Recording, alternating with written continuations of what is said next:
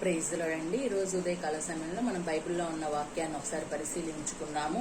జెకర్యా 8వ అధ్యాయము 9వ వచనము. సైన్యములకు అధిపతియగు యెహోవా సెలవిచ్చినదేమనగా, సైన్యములకు అధిపతియగు యెహోవా మందిరమును కట్టుటకై దాని పునాది వేసిన దినమున ప్రవక్తల నోట పలకబడిన మాటలు ఈ కాలమున వినువారులారా ధైర్యము తెచ్చుకొనిడి. ఆమేన్. Praise the lord.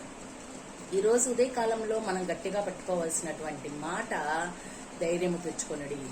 చూడండి, మనం ఏదన్నా ఒక విషయంలో భయపడుతున్నామా, బాధపడుతున్నామా, కృంగిపోతున్నామా, నిరాశ చెందుతున్నామా?